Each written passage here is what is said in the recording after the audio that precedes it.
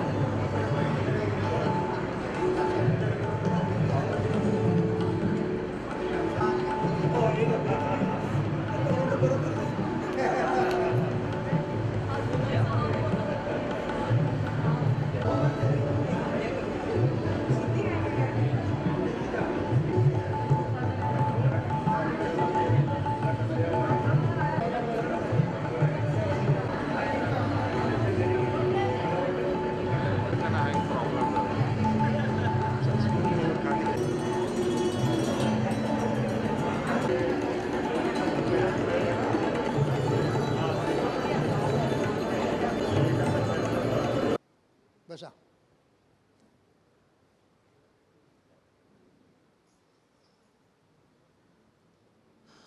साडेचार वाजलेले आहेत. कार्यक्रम सुरू करायला आपल्याला काही हरकत नाही आहे. आता 5-10 मिनिटं भारतीय शरस्त्याप्रमाणे आपण लेट झालेले आहोत, पण कार्यक्रम चांगला होणार आहे. फार दुर्मिळ असा कार्यक्रम होणार आहे. हा कार्यक्रम होण्याआधीच मला सांगायला आनंद होतो, पुण्यातून या कार्यक्रमाला मागणी आलेली आहे आणि तो पुण्यात आपण करणार पण आहोत. जरा वेगळं स्वरूप असेल, पण तो करणार आपण. शांताबाईंच्या वरती अखंड महाराष्ट्र इतका लुब्ध आहे. आत्ता मला कर्णिक साहेबांचा फोन आला होता. कोण रे कर्णिक? मधु मंगेश कर्णिक. ते पुण्यात अडकलेत. त्यांचा मला फोन आला होता, माधवराव तुम्ही असं काम करताय शांताबाईंच्या वरचा कार्यक्रम करून, कोणी केलं नाही हो. साहित्य संघात परवा एक छोटासा कार्यक्रम झाला, पण तुम्ही करताय याला महत्त्व आहे. उत्तुंग करते याला महत्त्व आहे. तुम्ही करा. मी अडकलो आहे म्हणले पुण्यात. त्यांना काहीतरी त्रास होतो आहे सायटिकाचा, म्हणून मी येऊ शकत नाही. नाहीतर मी आज यायचाच. आमचे आशीर्वाद म्हणा, शुभेच्छा म्हणा, सगळ्या तुमच्याबरोबर आहेत, उत्तुंगबरोबर. आता हे मी का बोललो इतका वेळ? मला वाटलं आणखीन माणसं येतील भराभरा, पण माणसं येत नाही आहेत. त्याचं कारण असं आहे की आपली जी लिफ्ट आहे त्या लिफ्टला लाईन लागलेली आहे माणसांची. त्यातनं 4-4 माणसं पुढे येत आहेत. त्यामुळं आपलं सैन्य हे असंच येणार आहे 4-4 आणि नंतर हे सगळं भरणार आहे. आज कोविडनंतर न घाबरता तुम्ही सगळेजण एवढ्या मोठ्या संख्येनं आला आहे, याचा मला खूप आनंद होतो आहे. आश्चर्यही वाटते. मला नाही वाटलं असे लोक येतील म्हणून, पण आले.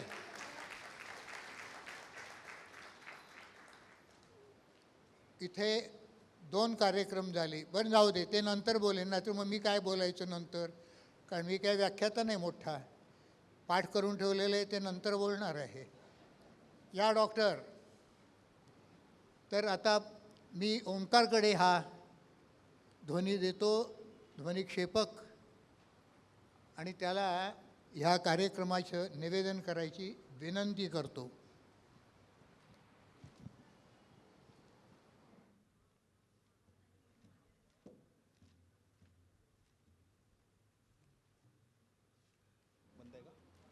हॅलो. उत्तुंग रसिक मित्र हो, सुस्वागतम आणि सस्नेह नमस्कार. आपल्याला आठवत असेल की दिनांक 12 जानेवारी 2020 रोजी धूमधडाक्यात सादर झालेल्या आपल्या रौप्य महोत्सवी कार्यक्रमानंतर जवळजवळ 2.25 वर्षानंतर म्हणूया, आज आपण सर्वजण निर्भीडपणा आणि मनमोकळेपणाने इथं उपस्थित आहात. तेव्हा पुन्हा एकदा पुनश्च भरपूर स्वागत. मध्यंतरीच्या काळात उत्तुंगवर मनापासून प्रेम करणारे काही रसिक आपण कायमचे हरवून बसलो आहोत. त्यांना आपण मनोमन आदरांजली वाहूया आणि पुन्हा एकदा आगळ्या वेगळ्या लालित्यपूर्ण कार्यक्रमाचं स्वागत करूया.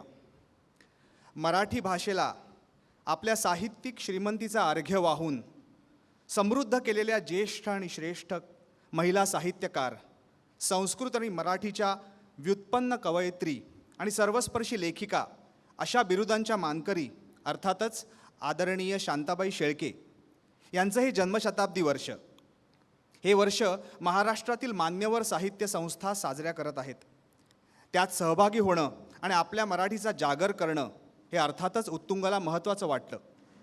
रसिकहो, उत्तुंगाचा हा उपक्रम श्रीमंत व्हावा असं कदाचित नियतीला वाटलं असावं आणि म्हणूनच कवितेतल्या शांताबाई हे पुस्तक लिहिण्याची सुबुद्धी आमचे स्नेही आणि गेली अनेक वर्ष आपल्या रसाळ लेखणीतून लेखन करणारे कवी, लेखक, वक्ता म्हणून सुप्रसिद्ध असलेले प्राध्यापक श्री प्रवीणजी दवणे सर यांना कदाचित असं वाटलं असावं आणि त्यानिमित्तानं या पुस्तकाचं प्रकाशन ठाणे येथील रसिक वृत्तीचे प्रकाशक श्रीमान माधवराव जोशी हे करीत असल्याचं आम्हाला समजलं आणि उत्तुंगचा पुनश्च हरिओम करायसाठी या उत्तम कार्यक्रमाची संधी चालून आली. तोच हा कार्यक्रम अर्थात कवितेतल्या शांताबाई. या कार्यक्रमाला उपस्थित झालेल्या सर्व रसिकांचं मी ओमकार खाडीलकर संपूर्ण उत्तुंग सांस्कृतिक परिवाराच्या वतीनं हार्दिक स्वागत करतो. गेल्या 25 वर्षात उत्तुंगाला सातत्यानं अर्थसहाय्य देणारे SBI जनरल इन्शुरन्सचे deputy MD Shri Anandji Pejawar sir, IndusInd बँकेचे CFO श्री शिरीषजी झरेगावकर सर आजही उत्तुंगाच्या पाठीवर आपले हात ठेवून आहेत. त्याबद्दल त्यांचे शतशः आभार. आजच्या प्रकाशक सोहळ्याचे अध्यक्ष, साहित्य विश्वाचे गाढे अभ्यासक आणि शांताबाई शेळके यांचे घरेलू स्नेही विचारवंत श्री विजयराव कुळेकर सर, लेखक प्राध्यापक प्रवीण दवणे सर आणि प्रकाशक परममित्र पब्लिकेशन्सचे माधवराव जोशी ही मंडळी आसनस्थ झाली आहेतच. उत्तुंगचे सर्व प्रतिनिधी आज उपस्थित आहेत हेही पाहून आनंद झाला. आपल्या प्रथेप्रमाणे उत्तुंगचे प्रणेते अर्थात श्रीकृष्ण मनुकाका पंडित यांच्या प्रतिमेला आपण पुष्पहार अर्पण केलेलाच आहे. रसिकहो, कार्यक्रमाचा शुभारंभ करण्यापूर्वी संगीत क्षेत्रातील एव्हरेस्ट अर्थात सूरसम्राज्ञी लता दिदी यांना नुकतीच देवाज्ञा झाली. तेव्हा आपण सर्वजण अर्धा मिनिट उभं राहून त्यांना आदरांजली देऊया ही नम्र विनंती करतो.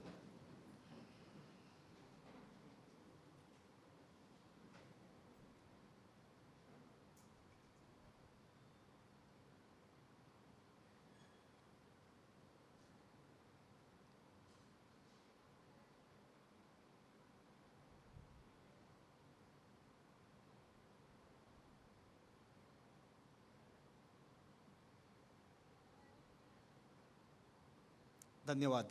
ओम शांती. आता उत्तुंगच्या प्रथेप्रमाणे कार्यक्रमाची सुरुवात आपल्या ध्येयगीतानं होणार आहे. त्यानंतर शांताबाई शेळकेंच्या काही गाजलेल्या गाण्यांपैकी काही गाणी उत्तुंगच्या विश्वस्त आणि गायिका वेदश्री खाडीलकर ओक आणि सुप्रसिद्ध गायिका माधुरी करमरकर या आज इथं सादर करणार आहेत. या सांगीतिक कार्यक्रमाचं शीर्षक आहे शांताबाई गाण्यातल्या आणि कार्यक्रमाची संपूर्ण धुरा सांभाळणार आहेत सुसंवादिका डॉक्टर समीरा गुजर जोशी. रसिकहो, सुमारे तासभराच्या या सांगीतिक कार्यक्रमानंतर चहापानासाठी आणि प्रकाशन समारंभाच्या तयारीसाठी आपण फक्त 10 मिनिटाचं मध्यंतर घेणार आहोत. तेव्हा आता अधिक वेळ न दवडता मी कार्यक्रमाची सुरुवात करण्याची विनंती करतो आणि त्यापूर्वी उत्तुंगचं स्फूर्तिगीत जे जे उत्तम उदात्त उन्नत तिथे आम्हा जायचे, उत्तुंग असे ते शिखर आम्हाला आहे गाठायचे ह्या ध्येयगीतानं कार्यक्रमाचा शुभारंभ करूया. धन्यवाद.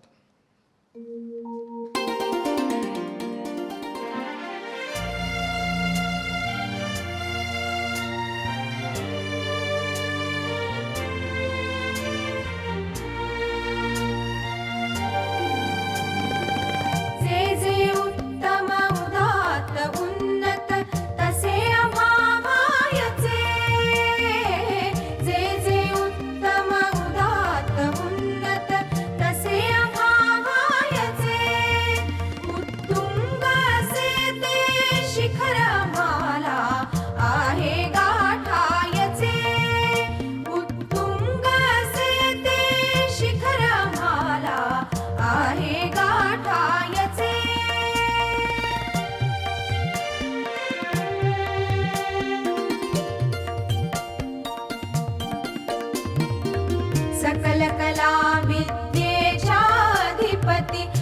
गजानना मोरया नेण्या सिद्धीस संकल्पानाया शिष देण्या तेजरूप ही ज्योत लावण्या सिद्धा मावायचे उत्तुंग असे ते शिखर माला आहे गाठायचे उत्तुंग असे ते शिखर माला आहे गाठायचे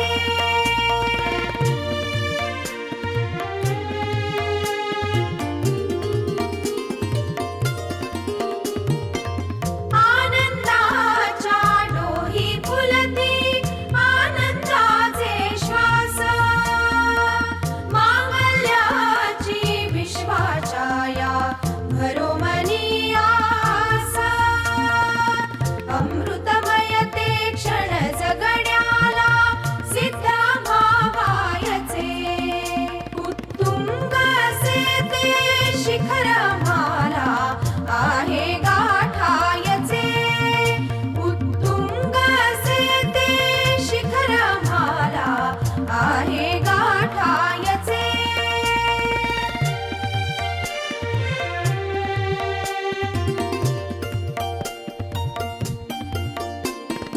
उत्तिष्ठत जागृत प्राप्य वरांनी बोधत अभिमंत्र उत्तिष्ठत जागृत प्राप्य वरांनी बोधत अभिमंत्र करुणी जतन या जीवनात हो हो संस्कारित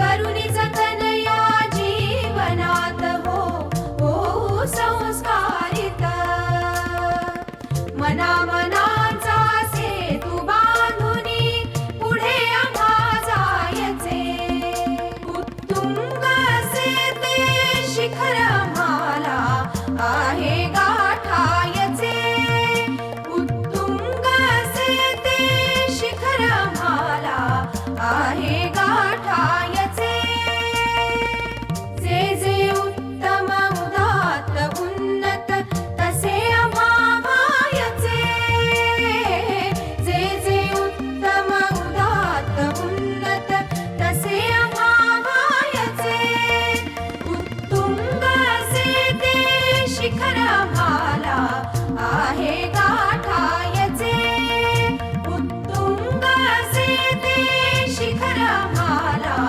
आहे गाठायचे शिखर ते आहे गाठायचे शिखर ते आहे गाठायचे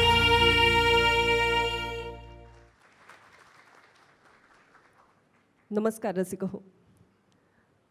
समोर असं भरलेलं प्रेक्षागृह, रसिकांची गर्दी, मान्यवरांची मांदी आहे आणि उत्तुंगचं स्फूर्तिगीत कानी पडतं आहे असं म्हटल्यानंतर मन थोडं मागे गेलं. आमची पिढी फ्युचरिस्टिक म्हणून ओळखली जाते, भविष्याचा सतत वेध घेत असतो. जुने दिवस परत आल्याचा आनंद काय असतो ते आत्ता कळतं आहे. आणि आता या स्फूर्तिगीतामध्ये म्हटल्याप्रमाणे जे जे उत्तम उदात्त त्याचा शोध समाज प्रत्येक वेळेस घेत असतो. पण सर्वसामान्याला हा शोध घेण्यासाठी काही बोटं लागतात आधाराला. त्या बोटांना धरून मग समाज हा शोध घेऊ शकतो. तसं महाराष्ट्राच्या संस्कृतीची, त्यातल्या उत्तमतेची ओळख ज्यांनी आपल्या साहित्यातून करून दिली असं व्यक्तिमत्व म्हणजे शांताबाई. शांताबाईंच्या शब्दांचा जागर आज आपण इथे काही तास करणार आहोत. अर्थात कितीही प्रयत्न केला तरी याला निवडक हा शब्द लावावा लागेलच, कारण त्यांच्या साहित्याची व्यापकता, त्याची खोलीच इतकी आहे. पण तरीही शांताबाईंच्या कवितेतल्या आणि गाण्यातल्या शब्दांचा हा जागर उत्तुंग आपल्यासमोर सादर करत आहे. आणि हा अनुभवायचा असेल तर अर्थातच जन्मशताब्दी वर्ष आहे. आपल्याला 100 वर्ष मागे गेलं पाहिजे. 100 वर्ष मागे जाऊन या कहाणीची सुरुवात कुठे होते तर 100 वर्षापूर्वी या आपल्या महाराष्ट्रात देवांग कोष्टी या विणकामाचा व्यवसाय करणाऱ्या जातीत एक मुलगी जन्माला आली. घरात काय, जातीतही कुणाला शिक्षणाचा गंध नाही, पण ही मुलगी सुदैवी. दोन्ही आजोळकडून थोडंसं शैक्षणिक वातावरण तिला मिळालं आणि तेवढं पाठबळ या प्रतिभेला पुरेसं होतं. आई वडील साहित्यप्रेमी, त्यांनी मुलीला शिकू दिलं. वाचनाची गोडी निर्माण झाली. तिच्या मनात साहित्यप्रेमाचा अंकुर रुजला आणि मग ती थोडी प्राध्यापिका, थोडी लेखिका, थोडी कवी, थोडी थोडी बरंच काही झाली. तिचं नाव शांता शेळके. अर्थात हे थोडं थोडं जे मी म्हटलं ते शांताबाईंचे शब्द आहेत बरं का, नाहीतर त्यांच्या साहित्याला थोडं म्हणण्याची माझी काय प्राज्ञा. पण हा तो काळ होता आणि इथून शांताबाईंच्या या सगळ्या प्रवासाला सुरुवात झाली. नक्कीच श्री गणेशाचे आशीर्वाद होते, कृपा होती, कारण विद्येचा वारसा जो त्या घरामध्ये नव्हता तो त्यांच्यापासून खरं तर निर्माण झाला. फर्स्ट जनरेशन ज्याला आपण म्हणतो अशा पद्धतीचं वातावरण. पण त्या उच्च विद्या विभूषित झाल्या. महत्त्वाची गोष्ट ही की त्यांची विद्या ही कधीही पुस्तकस्था विद्या नव्हती. केवळ पुस्तकात त्यांची विद्या अडकून राहिली नाही, किंबहुना या विद्येला म्हणजे संस्कृतला आणि संस्कृतीला धरून त्यांनी मराठी साहित्याचं अंगण फुलवलं आणि मग त्यांच्या व्यासंगाचे आपण आजही गोडवे गातो. काय काय वाचलं होतं शांताबाईंनी, म्हणजे हे सगळं अस्तित्वात आहे मराठी साहित्यात, याची ओळख त्यांच्या साहित्यातून घडावी अशा पद्धतीचं त्यांचं वाचन. आता उदाहरणादाखलच पहा, कार्यक्रमाची सुरुवात आहे, आपण कुठल्याही कार्याच्या आरंभी गणेशपूजन करतो. ग्रंथारंभी गणेशपूजन करण्याची आपल्या महाराष्ट्राची फार जुनी परंपरा आहे. तर मोरोपंतांची एक आर्या जी शांताबाईंना खूप आवडायची ती अशी होती: नमिला गजमुख ज्याचे सेवून मृदू मधुर बोल का नाही. पहा, खूप सुंदर दृश्य आहे याच्यामध्ये. शंकर जो आहे तो गणेशाचं कसं कौतुक करतो हा ऐका. नमिला गजमुख, गजमुखाला मी नमन केलं आहे. कसा गजमुख? ज्याचे सेवून मृदू मधुर बोल का नाही. चुंबुनी शंभू म्हणे बा तुझं सम आमनाय बोल का नाही. काय झालंय, शंकराने गणपतीला असं उचलून कडेवर घेतलंय आणि त्याची पापी घेत तो म्हणतो आहे, किती रे बडबड माझं बाळ, अरे वेद सुद्धा तुझ्या इतके बोलके नाहीत रे, किती बोलतोस तू. असं शिव ज्याचं कौतुक करतो आहे, असा गजमुख, असा गणेश तुम्हाला प्रसन्न हो. ही मोरोपंतांची आर्या. आता बघा, बाईंचा व्यासंग शांताबाईंचा काय पद्धतीचा होता. ही आर्या त्यांच्या आवडीची, हे कुठेतरी चित्र मनात रुजलं होतं आणि मग त्यांनी जेव्हा गाणं लिहिलं तेव्हा हे शिशु कौतुक शिवाचं त्यांच्या गाण्यामध्ये आलं आणि तिथे फक्त विषय बदलला. तिथे बोलका गणेश होता, आता इथे नृत्य गणेश साकार झाला. आणि हे गीत अक्षर माऊलींनी रचलेलं, भावगंधर्व हृदयनाथ मंगेशकरांनी संगीतबद्ध केलेलं आणि साक्षात गान सरस्वतींनी गायलेलं गणेशवंदन ऐकूया. सादर करतात माधुरी करमरकर.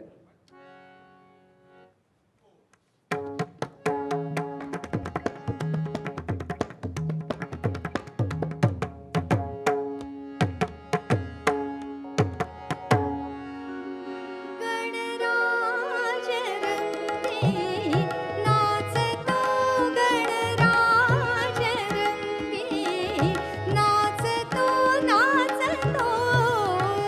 पायी घागऱ्या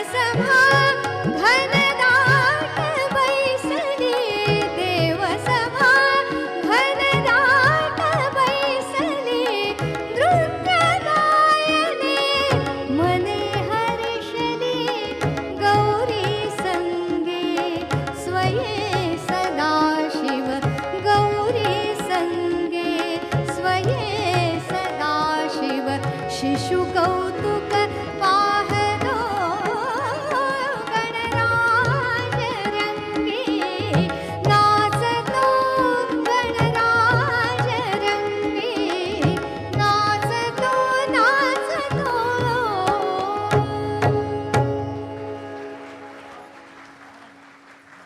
क्या बात है माधुरी, वा. देवसभा घनदाट बैसली. काय शब्दाची निवड असावी, किती सुंदर असावी. आणि आपल्या संस्कृतीचं हे वैशिष्ट्य पहा की आपले देव आपल्यासारखे आहेत. मुलाचं कौतुक यापेक्षा काय अधिक प्रिय असतं कुणालाही, नाही का? तर हे सगळे भाव घेऊन शांताबाईंचं गाणं फुलत जातं. आता आपण थोडं मागे गेलोच आहोत, तर आपल्याही बालपणात डोकावून पाहूया. कारण आपली परंपरा आहे की श्री गणेशाला वंदन केल्यानंतर सरस्वतीलाही वंदन करायचं. आपल्याकडे लोकरंगभूमीवरही हा प्रघात आहे, नाटकामधूनही हा प्रघात आहे. पूर्वी आठवत असेल तुम्हाला तो मुखवट्याचा गणपती आणि त्यानंतर मोर आणि सरस्वती यांचं दर्शन व्हायचं. तर तीच प्रथा धरून जर आपण पुढे गेलो तर आपल्या शाळेमध्ये ही शारदा वंदना आणि त्यांनीच शाळेला सुरुवात व्हायची. म्हणजे इथे कितीही पिढ्या असल्या तरी त्या सगळ्या पिढ्यांना समान जोडणारा हा धागा म्हणता येईल. आणि त्यातही याकुंदेंद्र सुरू झालं की शेवटच्या ओळीला सामाम पातु सरस्वती भगवती निशेष जाड्या पहा. हा विनोद करणं हे सुद्धा मला वाटतं सगळ्या पिढ्यांचं सामायिक आहे. खरं तर ते जाड्या पहा. आता हा जो संस्कार आहे, पुन्हा हा आपल्यावरती झालेला संस्कार शांताबाईंवरतीही तो झाला होताच. आणि मग शांताबाई जेव्हा शारदा स्तवन लिहितात तेव्हा त्या म्हणतात, जडता मतीची भंगली. किती सहजपणे हे सांगून जातात. आणि त्यांनी साकारलेली शब्दमूर्ती सरस्वतीची जी आहे ती किती देखणी आहे, किती सुंदर आहे. त्यांची शारदा अतिशय सचेतन आहे. ती केवळ मूर्ती नाही आहे, ती हसते. आणि ती हसली की चारी युगांची पौर्णिमा होते. वीणेवर तिची चतुरा कलामय बोटं फिरतात आणि ती फिरतात तेव्हा नव्या नव्या रचनांचा, संगीताचा जन्म होतो. आणि ती हसली की काय होतं, नव्या उन्मेषाला, प्रतिभेला, कल्पतरूला मंजिऱ्या फुटतात. अशी ती सचेतन शारदा आहे. शांताबाई अशा शारदेच्या साधक होत्या की जी नवनवोन्मेष करणारी होती. तिच्यामध्ये कुठलीही जडता नव्हती, एका ठिकाणी बद्ध नव्हती. ती तर त्यांची शारदा प्रवाही होती. आणि मग साध्याशी साधक एकरूप व्हावा तसं आपल्या भाबड्या बुद्धीला शांताबाईंमध्येच सरस्वती दिसू लागली तर त्यात काय वावग आहे. पण ती केवळ आपल्यासारख्या किंवा माझ्यासारख्या एका सर्वसामान्य भाबड्या सश्रद्ध वाचकालाच दिसते असं नव्हे, तर गुलजारांसारख्या आजच्या काळातल्या जाणत्या महाकवीला सुद्धा दिसते. त्रिवेणी नावाचा त्यांचा संग्रह, ज्याचा अनुवाद मराठीत शांताबाईंनी केला. पण दुर्दैवाने त्यांचं निधन झाल्यामुळे त्यांना तो प्रकाशन समारंभाला येता आलं नाही. तेव्हा त्या पुस्तकाची अर्पण पत्रिका गुलजार साहेबांनी जी लिहिली आहे, त्यांनी लिहिलं आहे, त्यांनी ते पुस्तक शांताबाईंनाच अर्पण केलं आणि म्हटलं आहे, आप सरस्वती की तरह मिली और सरस्वती की ही तरह गुम हो गई.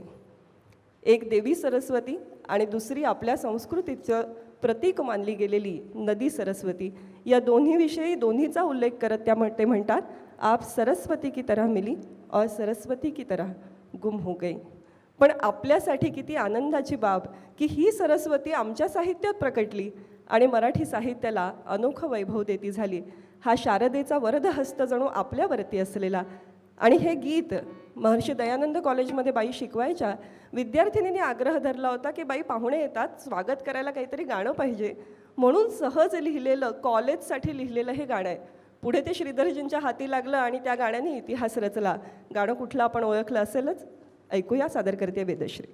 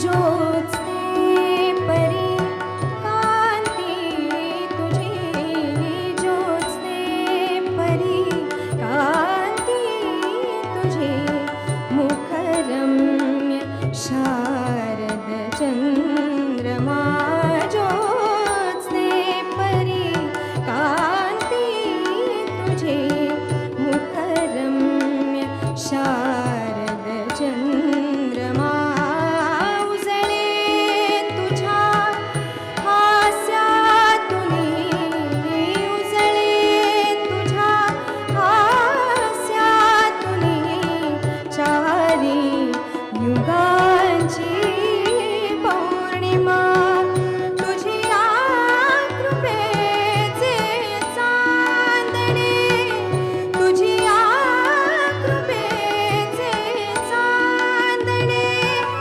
नितवर्षुदे अमुच्या शिरी, नितवर्षुदे अमुच्या शिरी, वागीश्वरी जय शारदे, वागीश्वरी जय शारदे, वागीश्वरी.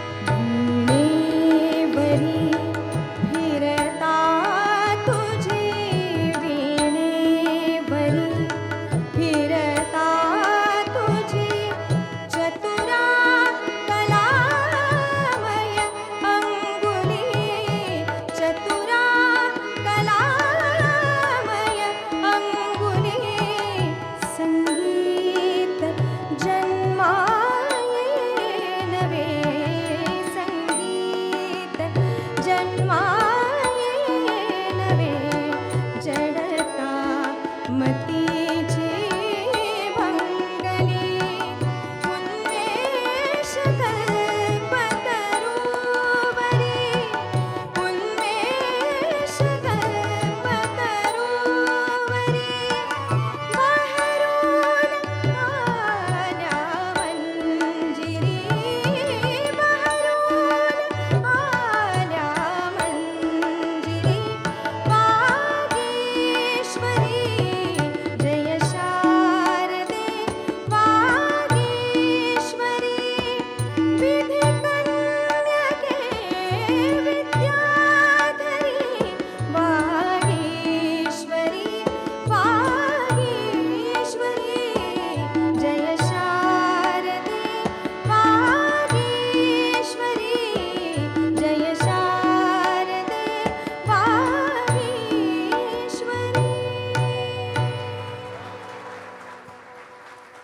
वा. शांताबाईंचं शब्दांवर विलक्षण प्रेम.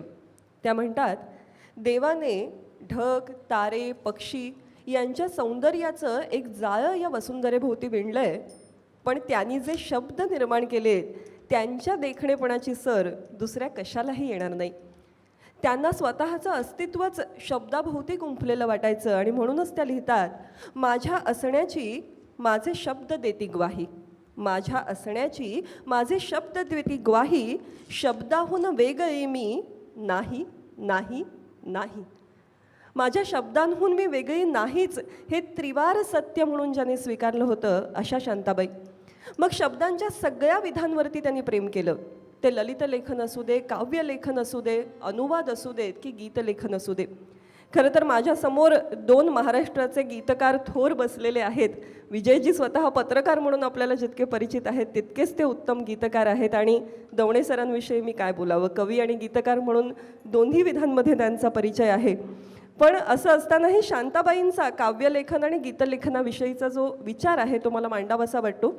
खरं तर सर्वसामान्यपणे कवी आणि आपणही जरा दर्दी लोक गीतलेखनाकडे थोडं गौण म्हणून बघतो की ही काय कारागिरी आहे शब्दांची असं सर्वसामान्यपणे समजलं जातं.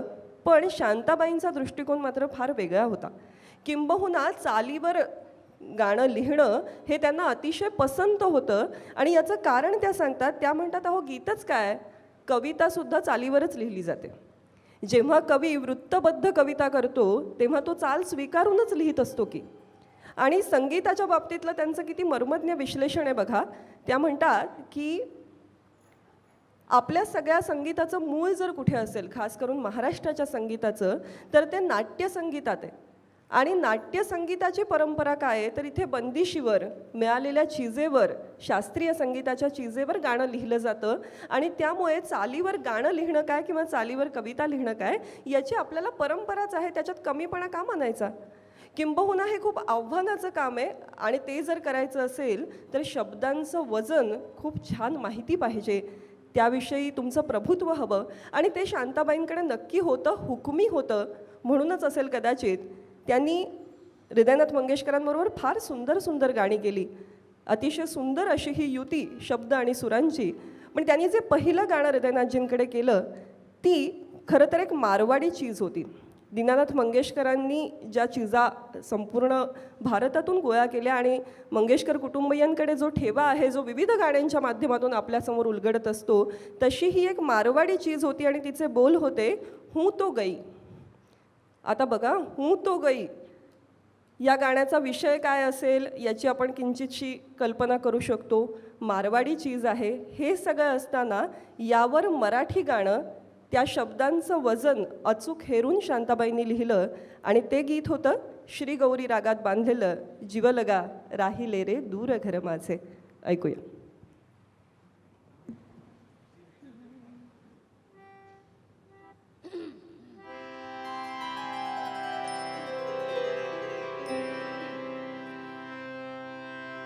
जीवलगा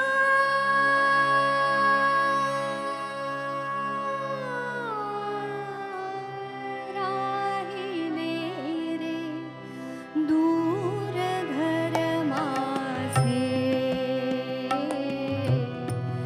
पाऊल थकले माथ्यावरचे, जड झाले ओझे.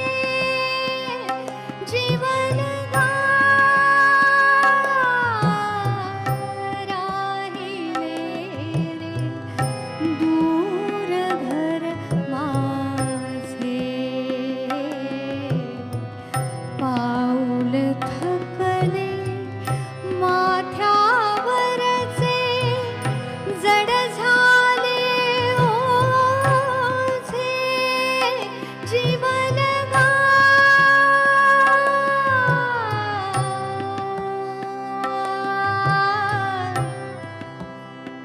जीवलगा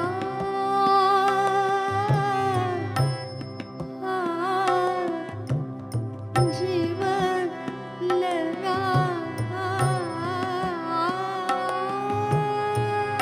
किर्र बोलते घनवन राई, सांज सभोवती दाटून ये.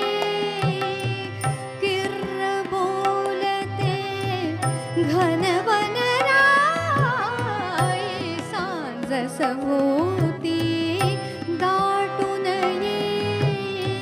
सुख सुमनांची, सुख सुमनांची सरली माया, पाचोळा माझे. जीवलगा गाव मागचा मागे पडला, पायतळी पथती मिरी बुडला. गाव मागचा मागे पडला, पायतळी पथती मिरी बुडला. ही घटकेची, ही घटकेची सुटे सराई, ही घटकेची सुटे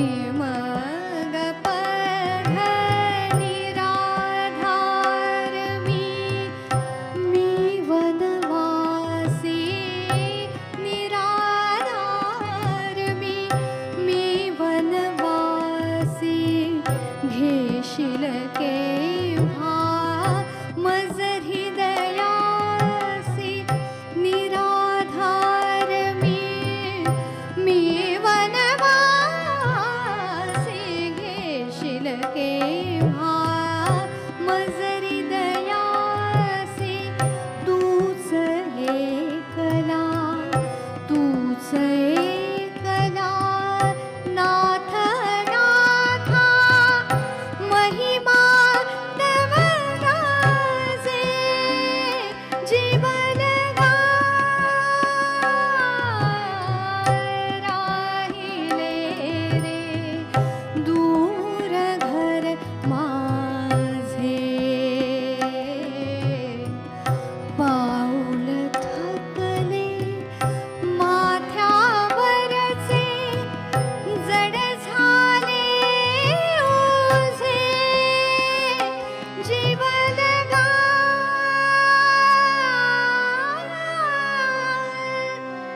जीवन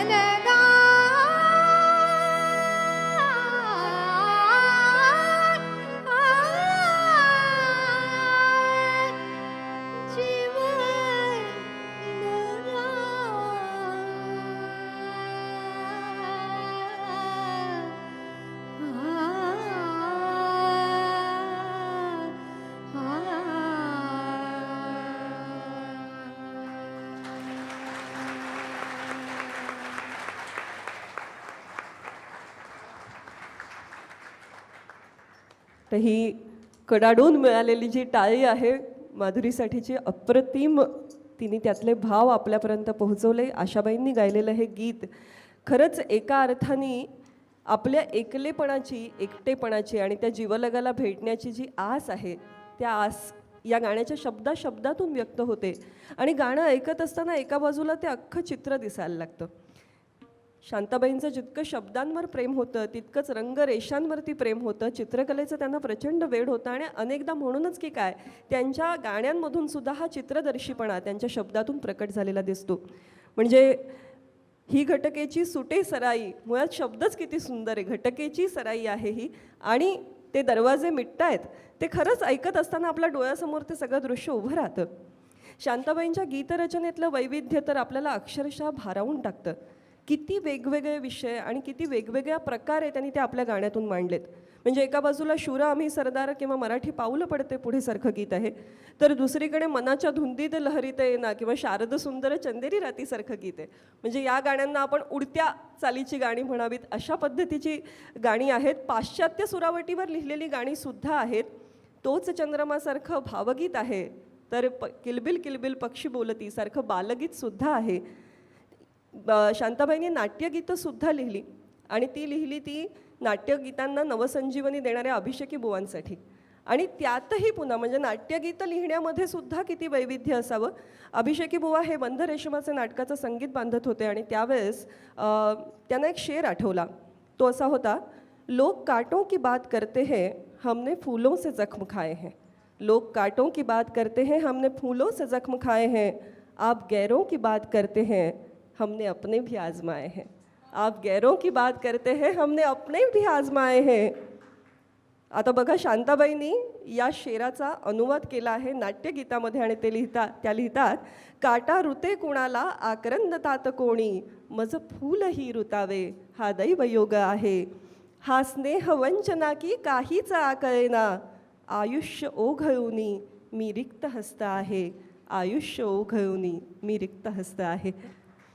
अनुवाद ही खरंच त्यांची हातोटी होती. इतका सुंदर अनुवाद करणं की जो अनुवाद वाटूच नये, जी स्वतंत्र रचना वाटावी. आणि तेही आता नाट्यगीतामध्ये गझलच्या अंगाने जाणारं हे गीत असेल, किंवा आता आपण जे गाणं ऐकणार आहोत नाटक तेच, एकाच नाटकामध्ये किती वेगळ्या पद्धतीचं गाणं. याच नाटकात एक लावणीसुद्धा लिहिली आहे शांताबाईंनी, आणि हे गाणं विराणी किंवा विरहगीत या अंगाने जाणारं ऐकूया.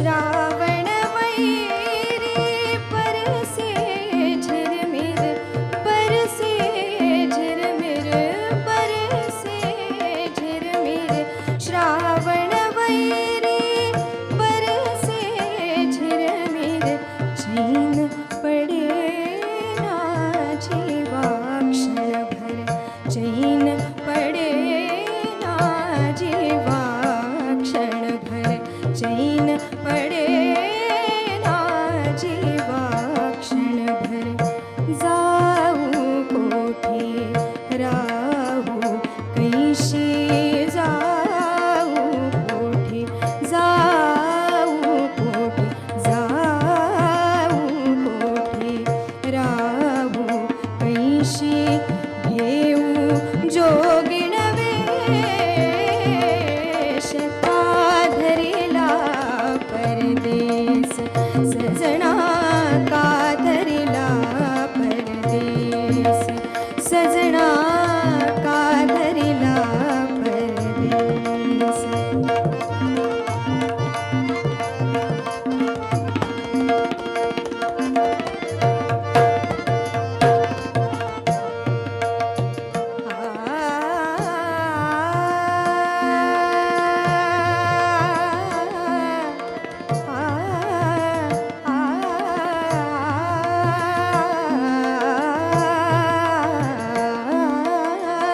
रंग नवरला गाली ओठी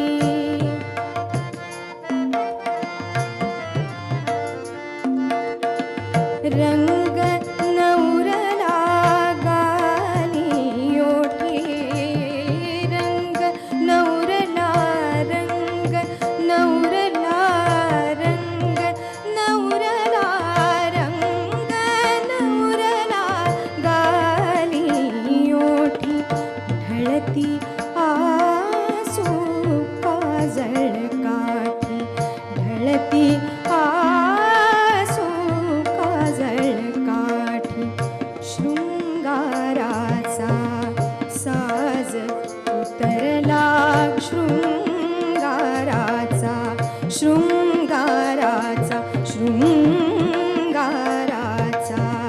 साज उतरला मुक्त विखुरले केस का धरिला परदेस सजना का धरिला परदेस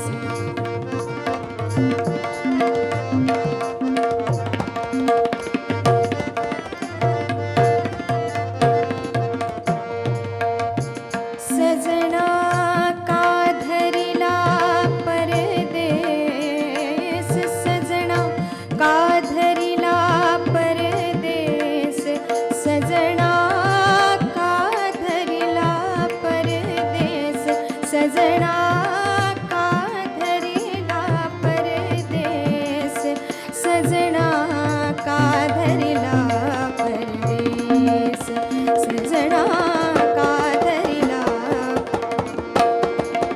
सजना का धरिला परदेस सजना का धरिला परदेस सजना का धरिला परदेस सजना का धरिला परदेस सजना का धरिला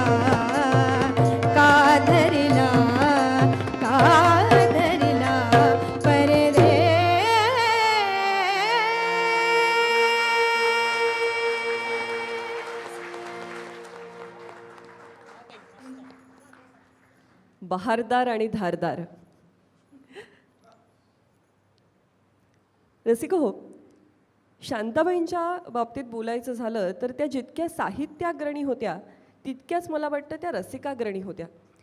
त्यांची प्रतिभा ही अशी बहुमुखी असलेली दिसते. इतक्या वेगवेगळ्या प्रकारचं त्या लिहित होत्या, कारण तितक्याच वेगवेगळ्या प्रकारचं त्या वाचत होत्या, अनुभवत होत्या. म्हणजे हा असा पदर घेतलेल्या एवढं मोठं कुंकू लावलेल्या शांताबाई इरॉसमध्ये बसून कुठला तरी इंग्रजी सिनेमा पाहत आहेत.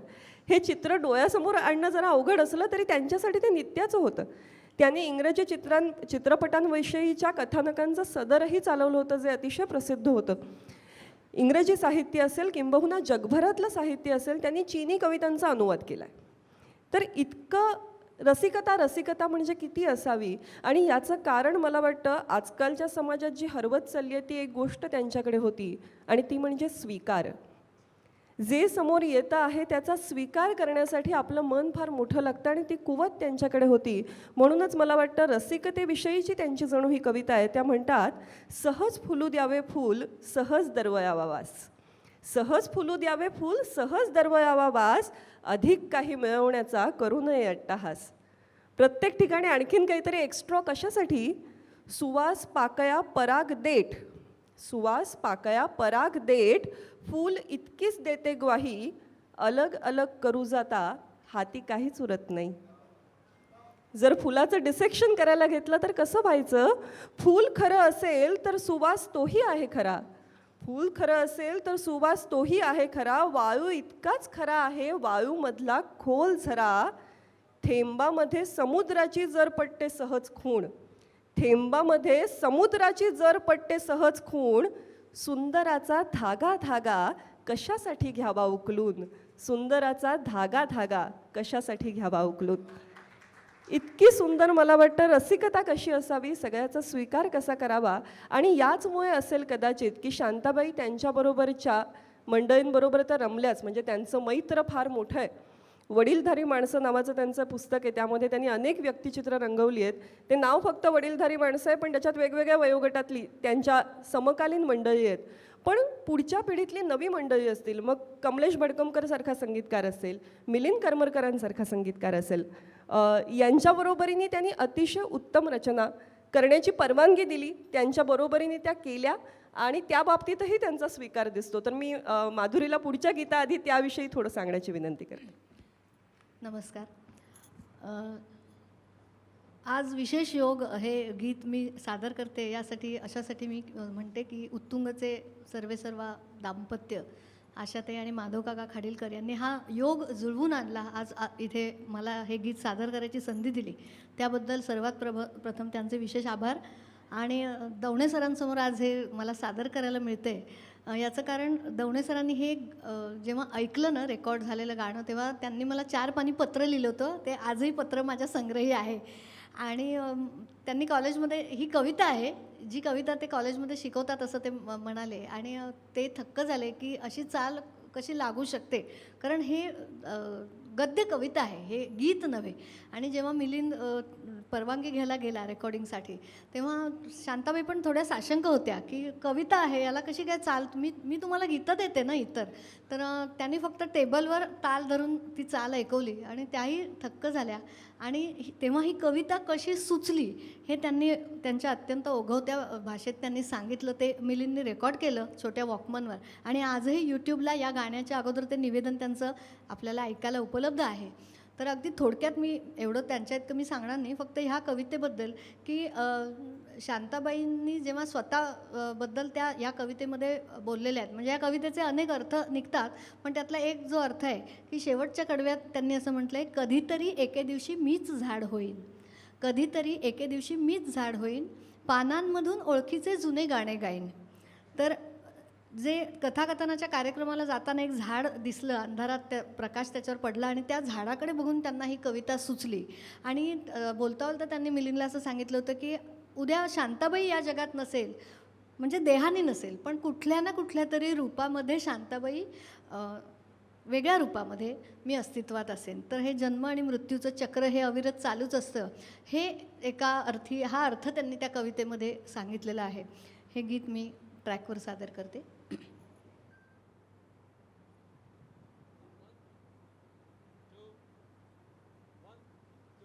सुप्रसिद्ध संगीत संयोजक अप्पा वढावकर यांनी संगीत संयोजन केलं आहे.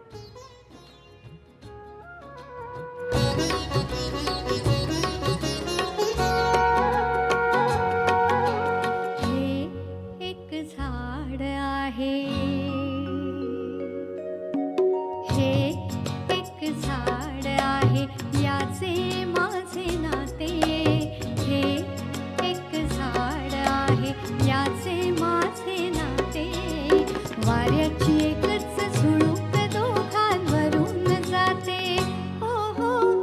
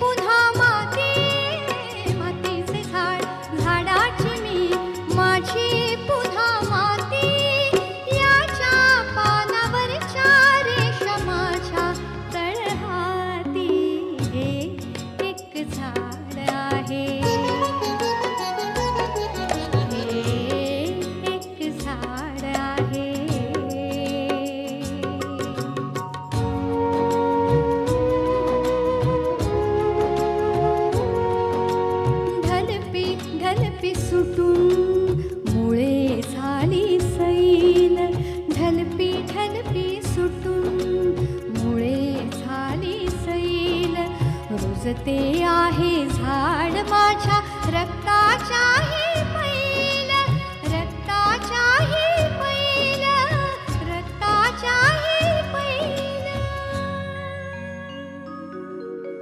कधीतरी एके दिवशी मीच झाड होईल, कधीतरी एके दिवशी मीच झाड होईल. पानांमधून ओळखीचे जुने गाणे गाईन, पानांमधून ओळखीचे जुने गाणे गाईन.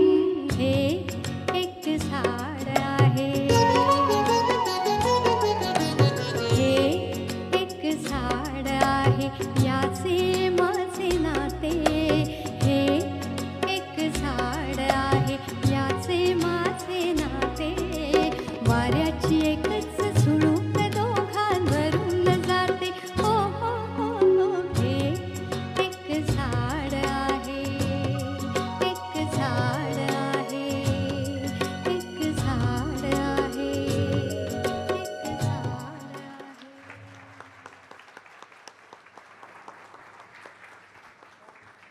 क्या बात है माधुरी. म्हणजे गायिका म्हणून तुझं तर कर्तृत्व आहेच या गाण्यामध्ये, पण संगीतकारासाठी मला वाटतं पुन्हा एकदा स्वतंत्र टाळ्या. कारण खरंच थक्क करणारी ही चाल आहे, असंच त्याचं वर्णन होऊ शकतं. मातीचं झाड झाडाची मी माझी पुन्हा माती, मातीचं झाड झाडाची मी माझी पुन्हा माती, याच्या पानावरच्या रेषा माझ्या तळहाती. आमची भाषा अभिजात आहे हे सिद्ध करायला यापेक्षा अधिक काही हवं का? आपलं स्वतःचं गाणं सादर करताना जो काही आनंद असतो मी शब्दात वर्णन नाही करू शकत. म्हणजे मी सुरुवातीला या दोघांचे आभार खास त्यासाठी मानले. एक अजून शेवटचं फक्त सांगते की शांताबाईंना जेव्हा निमंत्रण दिलं होतं या अल्बमच्या रिलीजचं, त्या शेवटचं आजारपण होतं त्यांचं. 2 जूनला याच सभागृहात खालती गोखलेमध्ये हा अल्बम रिलीज झाला आणि 6 जूनला त्याच वर्षी म्हणजे 4च दिवसांनी त्यांचं निधन झालं. त्यामुळे खूप आठवण येते शांताबाईंची. नक्कीच नक्कीच. आणि मला वाटतं त्यांनी या गीतामध्ये जे म्हटलं आहे ते झाड आत्ता फुललेलं बहरलेलं आपण असं बघू शकतो आहोत. आणि आज खूप आनंदाची गोष्ट आहे की जितके ज्येष्ठ आहेत तितकेच तरुण चेहरे दिसत आहेत, त्यामुळे ते झाड नक्कीच बहरलेलं आहे असं विश्वासाने म्हणता येईल. मंडळी, प्रत्येक गीताची खरं तर अरे वा, अनिल दादांनीच रिदम केलेला आहे या गाण्याचा. तर पुढच्या गीताकडे वळूया. आपल्याला पुढच्या पुस्तक प्रकाशन सोहळ्याचे वेध लागलेले आहेत, त्यामुळे अर्थातच आपण कार्यक्रमाचा वेग त्या दृष्टीने ठेवणार आहोत. या पुढच्या गाण्याविषयी खरं तर काय म्हणावं, हा चित्रपटच विलक्षण होता आणि सांगीतिकदृष्ट्या तर अतिशय विलक्षण चित्रपट महानंदा. हा सिनेमा कायम हे चित्र त्या काळातला शब्द आहे ना, हे चित्र हे शांताबाईंना फार खास वाटायचं यासाठी, कारण या चित्रपटासाठी त्यांना कोकणी भाषा येत नसताना त्यांनी कोकणी भाषेतली गाणी लिहिली आहेत. मग त्याच्यामध्ये माझे राणी माझे मुगा असेल, माझा लवतोय डावा डोळा असेल, आणखीनही एक गीत कोकणी त्यांनी त्यामध्ये लिहिलेलं आहे. तर ही पुन्हा प्रतिभा आहे की आपल्याला जी भाषा येत नाही ती, पण त्या म्हणतात की जेव्हा हे गाणं लिहायला त्यांच्यासमोर हा प्रस्ताव आला त्याआधीच त्या जेव्हा गोव्यात गेल्या होत्या तेव्हा त्यांना कोकणीचे काही संस्कार कानावर पडले होते, थोडंसं कोकणी साहित्य वाचलं होतं. पण या इतक्या तुटपुंज्या शिदोरीवरती गीतलेखन करण्यापर्यंत एखाद्या भाषेवरती हुकूमत कमावणं हा खरंच म्हणजे हा आपल्या कल्पनेच्या पल्याडची गोष्ट आहे असंच म्हणावंसं वाटतं.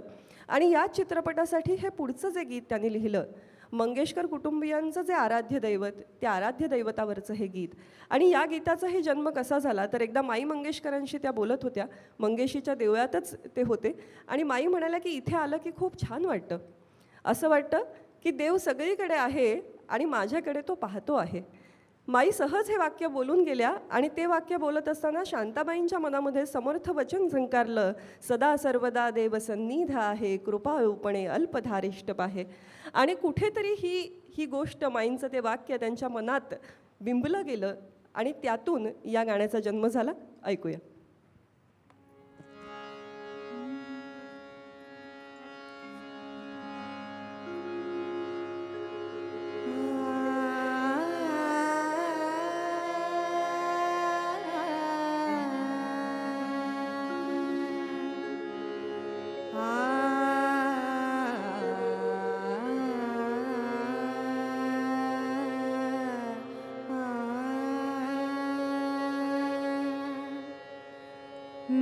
मागे उभा मंगेश, पुढे उभा मंगेश, मागे उभा मंगेश, पुढे उभा मंगेश, माझ्याकडे देव माझा पाहतो आहे, माझ्याकडे देव माझा पाहतो आहे, मागे उभा मंगेश, पुढे उभा मंगेश, मागे उभा मंगेश, पुढे उभा मंगेश.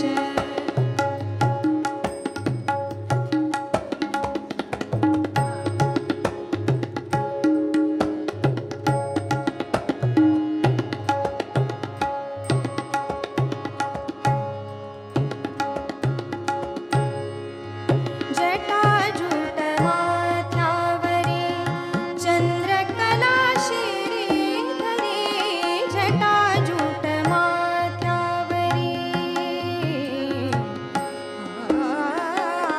जटाजूट माथ्यावरी चंद्रकला शिरीधरी,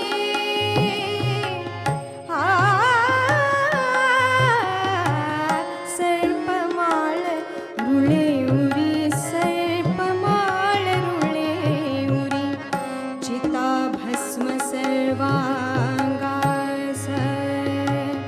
चिता भस्म सर्वांगास, लिंपुनी राहे, माझ्याकडे देव माझा पाहतो आहे, माझ्याकडे देव माझा पाहतो आहे, मागे उभा मंगेश, पुढे उभा मंगेश, मागे उभा मंगेश, पुढे उभा मंगेश.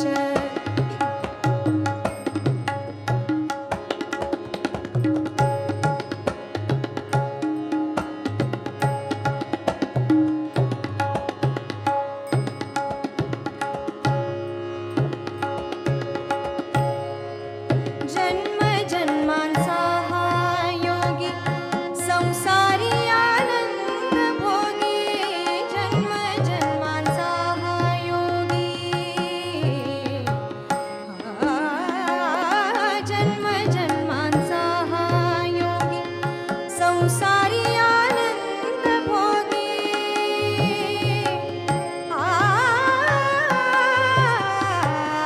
विरागी की म्हणू भोगी, विरागी की म्हणू भोगी, शैलसुता संगे गंगा, शैलसुता संगे गंगा, मस्तकी वाहे, माझ्याकडे देव माझा पाहतो आहे, माझ्याकडे देव माझा पाहतो आहे, मागे उभा मंगेश, पुढे उभा मंगेश, माझ्याकडे देव माझा पाहतो आहे, मागे उभा मंगेश, पुढे उभा मंगेश, मागे उभा मंगेश, पुढे उभा मंगेश. वा. शेळक्यांच्या वाड्यातले बालपणीचे दिवस शांताबाईंच्या मनात कायम लखलखत राहिले. तिथे अनुभवलेली नाती, तो जिव्हाळा, वागण्या बोलण्यातला निर्व्याज मोकळेपणा, या सगळ्याचा पगडा कायम त्यांच्या मनावर होता. काळ बदललाय, बदलतोय याचं भान होतंच, पण या जुन्या काळाची, जुन्या साहित्याची, जुन्या माणसांची ओढ होती आणि म्हणूनच कदाचित लोकसाहित्य, संत साहित्य हे त्यांच्या अभ्यासाचे विषय झाले. रानजाई हा अप्रतिम कार्यक्रम ज्यांनी पाहिला असेल त्यांना त्यांच्या यातल्या व्यासंगाची सहज कल्पना येते आणि ते मांडणंही किती सुंदर. रघुवंशामध्ये कालिदासाने एक कल्पना मांडली आहे की संध्याकाळी मुलं जेव्हा मळलेली कळकट अशी होऊन येतात आणि आईवडिलांना मिठी मारतात आणि त्यांचे चाकले कपडे मळवतात ना, ते आईवडील धन्य होत. बघा, तेव्हापासून जनरेशन गॅप असू नये असं तेव्हापासून वाटायचं की अशी मुलं धावत येऊन आपल्याला बिलगली पाहिजेत. पण हे वाचल्यावरती शांताबाई किती सहजपणे लोकसाहित्याचा दाखला देतात. ते म्हणतात, हे सांगायला कालिदास कशाला पाहिजे. माझ्या घरची माळीणसुद्धा हेच म्हणते. ती म्हणते, मातीने मळिले मांडिये चढिले, मातेने मानिले मोक्ष सुख. बघा किती सोपं आहे. मातीने मळिले मांडिये चढिले, मातेने मानिले मोक्ष सुख. हे असं इतकं लोकाशी, इतक्या मातीशी जोडल्या गेलेल्या होत्या शांताबाई की म्हणूनच इतक्या विदुषी असून, इतक्या व्यासंगी असून, खरं तर संतपंत साहित्य ठीक आहे, पण तंत साहित्याकडे कशा बरं वळल्या असतील, लावण्या कशा बरं लिहिल्या असतील. अस्सल लावण्या लिहिलेल्या आहेत शांताबाईंनी. त्यांची एक दिवाळीची लावणी आहे, अप्रतिम असं वर्णन आहे त्याच्यामध्ये. आणि पुन्हा बघा कसा संस्कारांचा भाग असतो.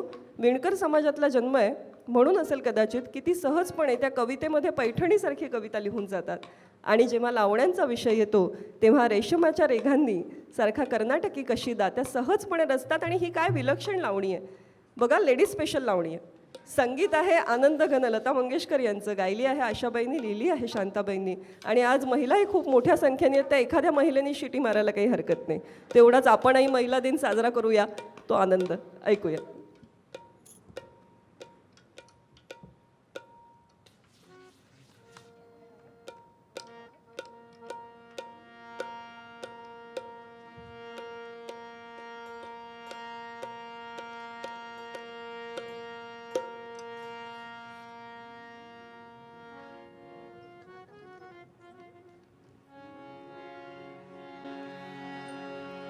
आहो येता जाता धक्का का हो मारता, अन नक्षीदार पदराला हात का हो लावता.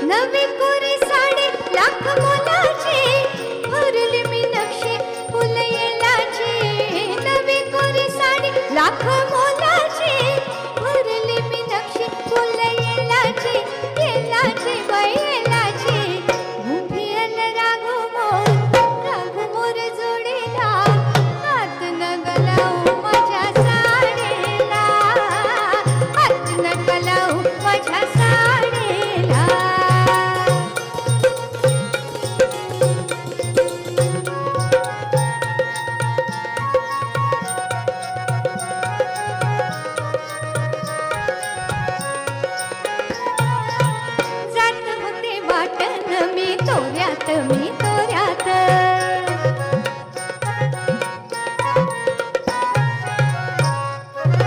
जात होते वाटेन मी तोऱ्यात अवचित आला माझ्या होऱ्यात जे होऱ्यात तुम्ही माझ्या पदराचा शेवू का ओढीला हात न गलाऊ माझ्या साडीला हात न गलाऊ माझ्या साडीला रेशमाच्या रेघाने लाल काळ्या धाग्याने हो रेशमाच्या रेघाने लाल काळ्या धाग्याने कर्नाटकी कशी दामीत काढीला हात न गलाऊ माझ्या साडीला कर्नाटकी कशी दामीत काढीला हात न गलाऊ माझ्या साडीला. ओहो हो, पश्चाताप झाला की टोप्या घालून नाही आलो, उडवता आल्या असत्या. वा, मास्क उडवायला हरकत नाही, तो दिवस काही लांब नाही आता.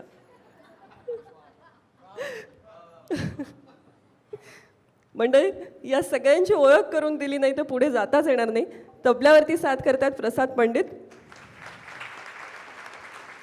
जी आत्ता धमाल ढोलकी आपण ऐकली अनिल करंजवकर.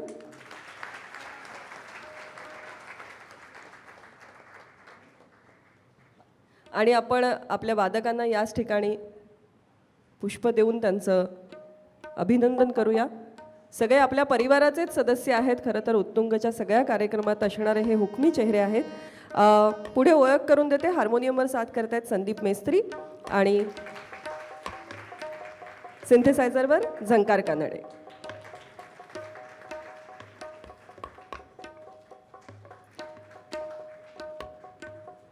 यानंतर घड्याळाकडे एक कटाक्ष टाकला तर तुमच्या लक्षात आलं असेलच की आपण कार्यक्रमाच्या या टप्प्याच्या अंतिम गीताकडे वळतो आहोत आणि यानंतर पुस्तक प्रकाशन सोहळ्याआधीचा अतिशय छोटासा मध्यंतर होणार आहे. तर या पुढच्या गाण्याकडे जात असताना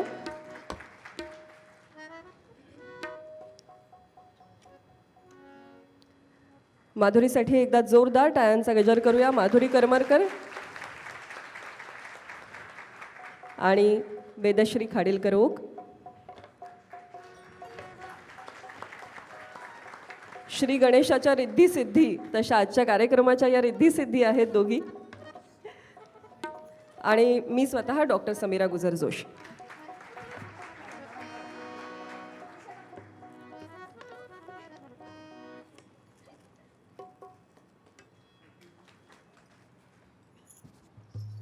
आणि या शेवटच्या गीताकडे वळत असताना ही खरं तर चालीवर लिहिलेलं गाणं, श्रीधर फडके यांचं संगीत, आशाबाईंनी गायलेलं अतिशय सुंदर गीत.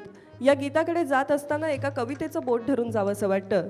बघा शांताबाई काय म्हणतात, इतक्या पावसाळ्यांनी शिकवलेलं सावध शहाणपण, इतक्या पावसाळ्यांनी शिकवलेलं सावध शहाणपण पावसाच्या पहिल्या सरीबरोबर कुठे वाहून जातं, पावसाच्या पहिल्या सरीबरोबर कुठे वाहून जातं.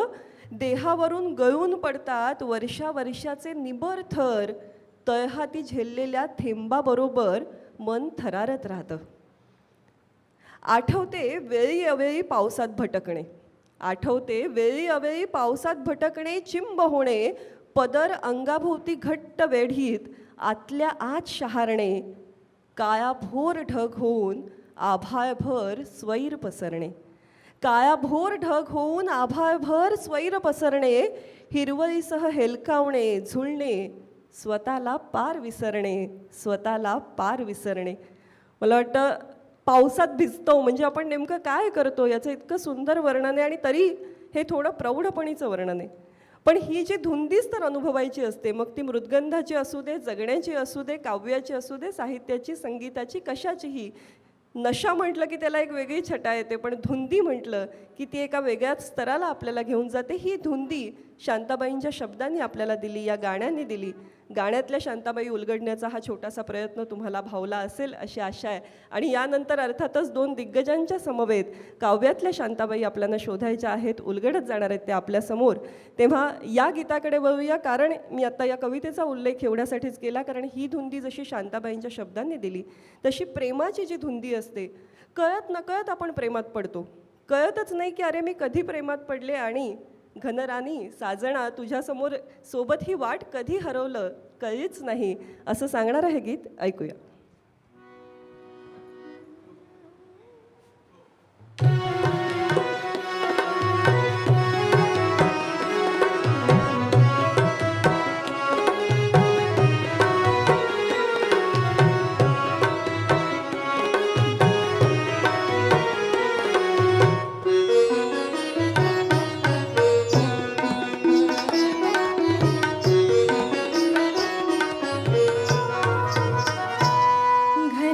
घनराणी घनराणी साजना घनराणी घनराणी साजना मी तशी तुझ्या सवे मी तशी तुझ्या सवे सुकले वाट रे सुकले वाट रे सांगना घनराणी घनराणी साजना घनराणी घनराणी साजना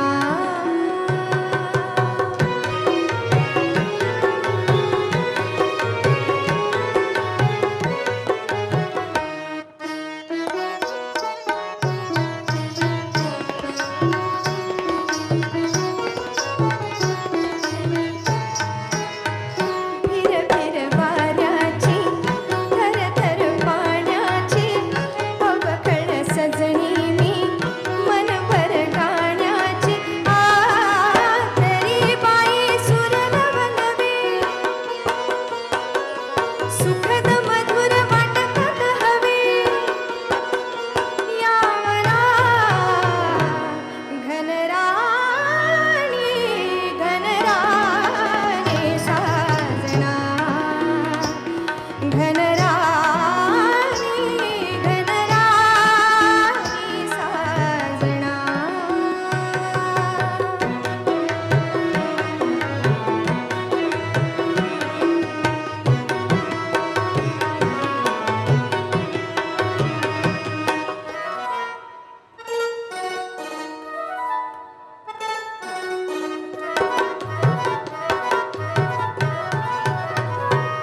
किती अधीर धीर भाषा प्रीतीची किती अधीर धीर भाषा प्रीतीची मन माझे मन बोलत नाही ग माझे किती लाजे वेडे लाजरे मन ग माझे एक शपथ झाला प्रीतीची एक शपथ झाला प्रीतीची हृदया रे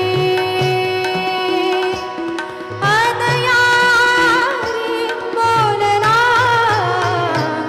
घनराणी घनराणी साजना घनराणी घनराणी साजना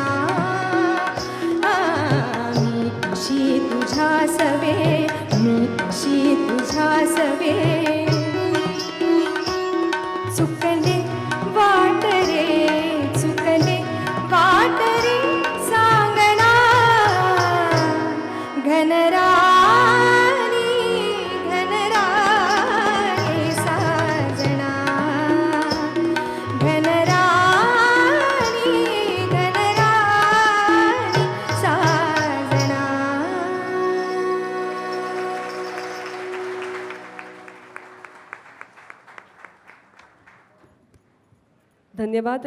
सगळ्यांचे मनपूर्वक आभार आणि अगदी छोटासा मध्यंतर आणि त्यानंतर आपण पुस्तक प्रकाशनाच्या सोहळ्याकडे वळणार आहोत. या पुस्तकाचं स्वागत करायला आणि आजच्या वक्त्यांचे शांताबाईंविषयीचे उद्गार ऐकायला आपण सगळेच उत्सुक आहोत. तेव्हा लवकरात लवकर परत भेटण्याचा एकमेकांना वचन जे आपण पाळणार आहोत ते वचन देऊन पुन्हा भेटूया. धन्यवाद.